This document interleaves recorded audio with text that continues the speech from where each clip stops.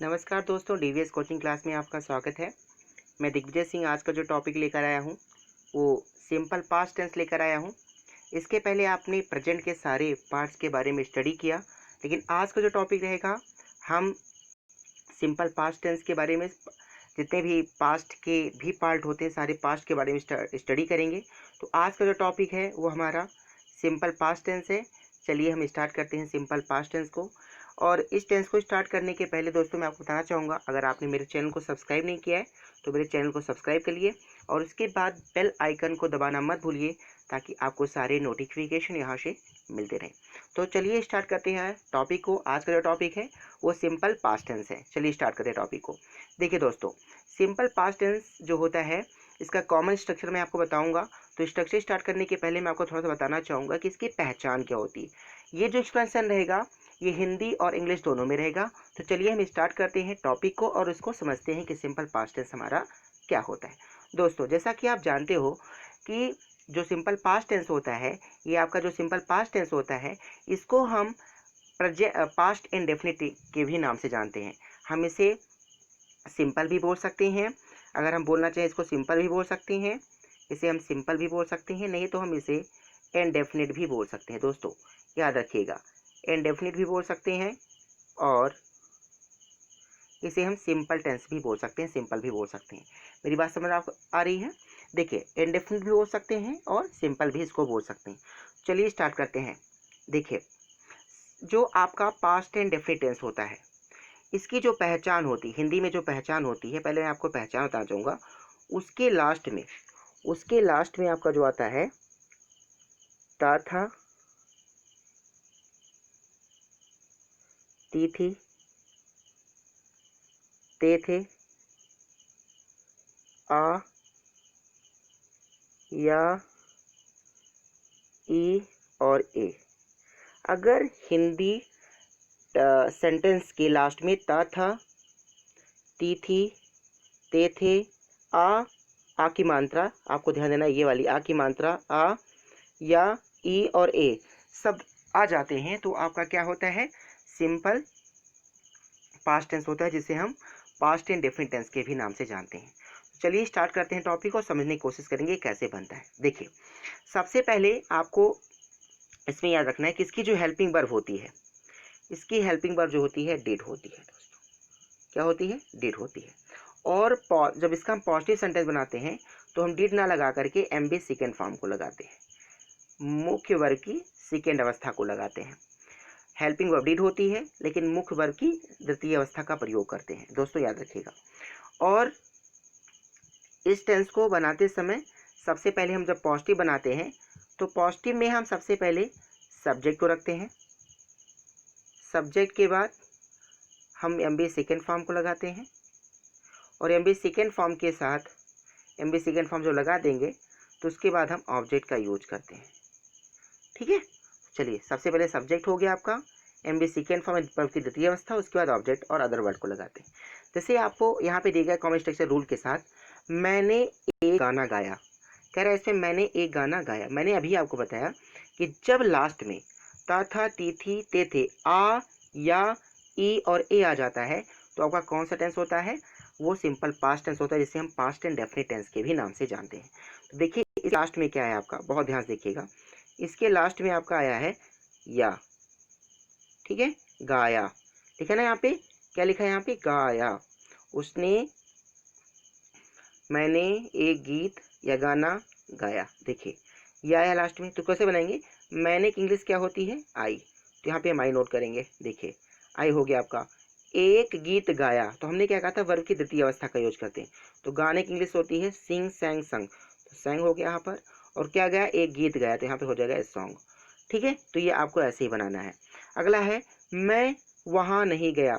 अब इसका निगेटिव अगर आप बनाओगे तो निगेटिव बनाने के लिए क्या होता है दोस्तों? निगेटिव बनाने के लिए आपको कौन सा फॉर्म यूज करना पड़ता है? मैं बताता हूँ आपको। निगेटिव बनाने के लिए डिड लगाते हो, डिड लगाने के साथ आपको नॉट लगाना है और नॉट के साथ एम बी फर्स्ट फॉर्म का प्रयोग करना है। पॉजिटिव में आप फर्स्ट फॉर्म नहीं लगाते, सेकेंड फॉर्म लगाते, लेकिन इसमें निगेटिव में आपको फर्स्ट फॉर्म लगाना है और साथ में डिड नॉट लगाना है। तो वो लिखा है यहाँ पे, सेंटेंस आपका लिखा है मैं वहाँ नहीं गया, तो I did not go there. I did not go there. कैसे बना दोस्तों, याद रखेंगे। मैं की इंग्लिश क्या होती है, आई के साथ आप क्या लगाओगे, डिड नॉट लगाओगे, और डिड नॉट के साथ वर्ब की पहली अवस्था गाने की इंग्लिश क्या होती है, गो, और वहाँ की इंग्लिश क्या होती है, देयर। तो क्या हो जाएगा, I did not go there. क्या तुम स्कूल गए। मैंने आपको बताया कि जब इंटरोगेटिव सेंटेंस बनाते हैं दोस्तों क्या करते हैं, इंटरोगेटिव सेंटेंस बनाते समय हम हेल्पिंग वर्ब को आगे कर देते हैं, तत्पश्चात सब्जेक्ट को लगाते हैं, उसके बाद वर्ब को लगाते हैं। देखा है क्या लिखा है, क्या तुम स्कूल गए, तो क्या हो जाएगा यहाँ पर, did you go to school, did you go to school. कैसे हुआ दोस्तों, याद रखेंगे।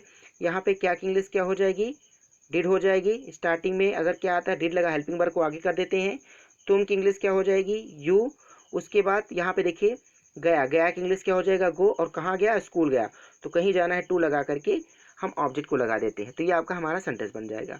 फिर इसे पूछा गया, क्या उसने तुम्हारा पत्र नहीं पढ़ा। क्या है, क्या उसने तुम्हारा पत्र नहीं पढ़ा। दोस्तों कैसे बनेगा ये, आप देखिए क्या की इंग्लिश क्या होती है, अभी मैंने आपको बताया।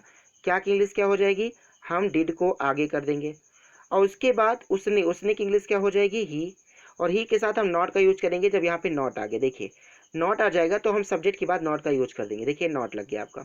उसके बाद पढ़ने की इंग्लिश क्या होती है, रीड, रीड होती है दोस्तों। इसे हम देखिए, ये स्पेलिंग हमारी होती है, इसको हम कई प्रोनाउंसिएशन से जानते हैं। देखिए मैं नोट कर दे रहा हूँ, याद रखिएगा। देखिए इसे रीड, रेड और रेड भी पढ़ा जाता है, रीड, रेड, रेड। देखिए हम इसे रीड भी पढ़ते हैं, रेड भी पढ़ सकते हैं, और रेड भी पढ़ते हैं, लेकिन यहाँ पे हम क्या पढ़ेंगे, इसको रीड पढ़ेंगे। अब कह रहा है क्या तो उसने तुम्हारा पत्र नहीं पढ़ा, तो क्या हो गया यहाँ पर दोस्तों, यहाँ पर हो गया आपका did he not read your letter, ये आपका सेंटेंस हो गया। अगला है, तुम मेरे साथ तुम मेरे साथ क्यों नहीं छोड़े दौड़े। अब यहाँ पर है कि तुम मेरे साथ क्यों नहीं दौड़े, तो यहाँ पर देखिए जब बीच में कोई क्वेश्चन वर्ड आ जाता है तो उसके इंग्लिश हम सबसे पहले लिखते हैं। तो देखिए क्यों आ गया, तो क्यों की इंग्लिश क्या होती है, वाई।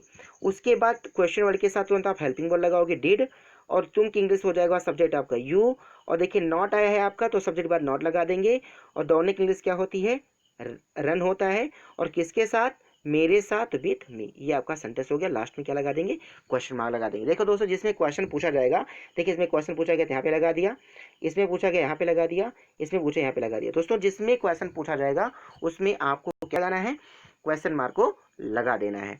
चलिए आगे देखते हैं, आगे क्या है आपका। देखिए अब इसमें टाइप को समझाया गया कैसे बनाया जाता है, जैसे मैंने आपको पीछे बताया वही सेम इसमें दिया गया है कि कैसे आप देख सकते हैं। दोस्तों इसको ध्यान से देखिएगा कैसे, देखिए यहाँ पे स्ट्रक्चर सेकंड टाइपिंग का होता है कि सबसे पहले आप क्वेश्चन वर्ड, देखिए उसी फर्स्ट आपने हेल्पिंग वर्ड आगे लगाते थे। देखिए अगर आपका बीच में, याद रखिएगा मैं आपको अभी एक्सप्लेन कर दे रहा हूँ कि दोस्तों अगर स्टार्टिंग में आपका कोई हेल्पिंग क्वेश्चन वर्ड आता है तो हम डिड लगा देंगे, तो हमें ये सब नहीं लगाना है। हम डिड लगा के सब्जेक्ट लगाएंगे वर्ब, उसके बाद लास्ट में क्या लगा देंगे, क्वेश्चन मार्क लगा देंगे। और लेकिन अगर क्या होता है कि बीच में कोई क्वेश्चन वर्ड जाता है दोस्तों, तो हम क्या करेंगे, देखिए यहाँ पे बीच में आपका आ गया क्यों, तो यहाँ पे फट से हमने यहाँ पर वाई को कर दिया।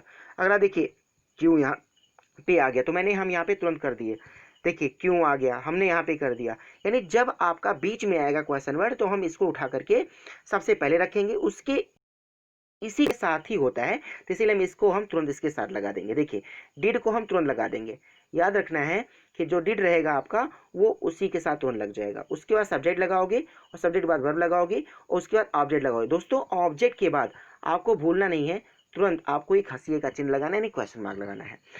उसने मेरी बहुत तारीफ क्यों की, तो देखिए why did he press me to the sky. अब देखिए यहाँ पे थोड़ा सा लंबा दे दिया, बहुत मतलब कह रहा है कि उसने मेरी बहुत तारीफ क्यों की, तो यहाँ पे फ्रेज का यूज हुआ है, तो यहाँ पर फ्रेज में क्या डाल दिया है, टू द स्काई। ठीक है दोस्तों याद रखिएगा। तुम अपने वादे से क्यों मुकर गए, why did you go back to your words. तुम भिखारी पर क्यों हंसे थे, why did you laugh at the beggar. तो ये सारे सेंटेंस है जो आपका सेकेंड टाइम पे है, और इस पर आप प्रैक्टिस करेंगे और बनाने की कोशिश करेंगे। चलिए और आगे समझते हैं। देखिए दोस्तों ये आपका हु बेस पे है, जो क्वेश्चन में आप साथ है, ये बहुत जरूरी है इसको समझने के लिए। देखिए दोस्तों अगर आपको सेंटेंस के बीच में कोई कौन वर्ड आ जाता है तो हम उसकी इंग्लिश हु लगाते हैं, और हु के हम पॉजिटिव की तरह बनाते हैं, तो यहाँ पे वर्ब की सेकेंड फॉर्म आ जाती है, वेंट टू मार्केट। अभी यहाँ होता कि कौन बाजार नहीं गया, तो हु लगाते आप, हु के साथ आप क्या लगाते, डिड नॉट लगाते, यानी निगेटिव का फॉर्म हो जाता। ठीक है, ये आपको याद रखना है। वह कब घर वापस गया। When did he go back home. वह देखिए कब की इंग्लिश हमने आपने व्हेन लगाया, साथ में डिड लगाया, ही लगाया, गो बैक होम। क्या तुम दिल्ली कभी नहीं गए। Did you never go to. देखिए यहाँ पे, अब यहाँ पे क्या आ गया, तो क्या के साथ हमने डिड लगा दिया तुरंत। उसके बाद यू लगाया, कभी नहीं की इंग्लिश क्या होती है दोस्तों, नेवर होती है। गो लगा करके पूरा सेंटेंस नोट कर दिया। देखिए अगला क्या है आपका, अगला दोस्तों क्या है, तुम आज जल्दी क्यों नहीं उठे।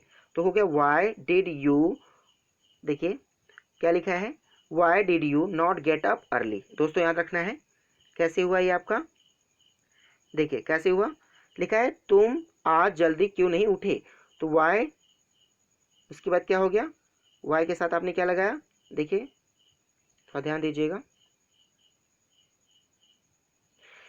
Y did you not get up early. ठीक है, तुम आज जल्दी क्यों नहीं उठे। तो यहाँ पे क्यों की इंग्लिश क्या हो गई, वाई, साथ में हेल्पिंग वर्ब लगाए डिड, सब्जेक्ट लगाए यू, उसके बाद नहीं की इंग्लिश क्या होगी नॉट, उसके बाद उठने की इंग्लिश क्या होती है दोस्तों, गेट अप होती है, याद रखना आपको। उसके बाद अगला सेंटेंस है, उसने तुम्हें क्यों बुलाया। ये बहुत ध्यान समझने की कोशिश करेंगे, ठीक है, थोड़ा इजी भी है। यहाँ पे क्यों की इंग्लिश क्या हो जाएगी दोस्तों, वह हो जाएगी, साथ में आप डिड लगाओगे। अब ये पे उसने की इंग्लिश क्या हो जाएगी, ही हो जाएगा, और बुलाने के लिए से होता है काल, और किसे, तुम्हें। यहाँ पर आपने यू लगा दिया, लास्ट में क्वेश्चन मार्क आपको लगाना है। कोई डाउट होगी तो आप कमेंट बॉक्स में जरूर पूछ सकते हैं। देखिए दोस्तों, अब यहाँ पे ये मैंने आपको बताया जो कि सिंपल पास्ट टेंस पे था। आप ऐसे ही आपको प्रैक्टिस करना है, और प्रैक्टिस करके सिंपल पास्ट टेंस को बनाने की पूरी कोशिश करिए दोस्तों। इसके बाद मैं आपको पास्ट कंटिन्यूअस टेंस के बारे में समझाऊंगा, उसको अच्छे समझिएगा और जानने की कोशिश करिएगा कि कैसे सेंटेंस बनता है। Thanks for watching.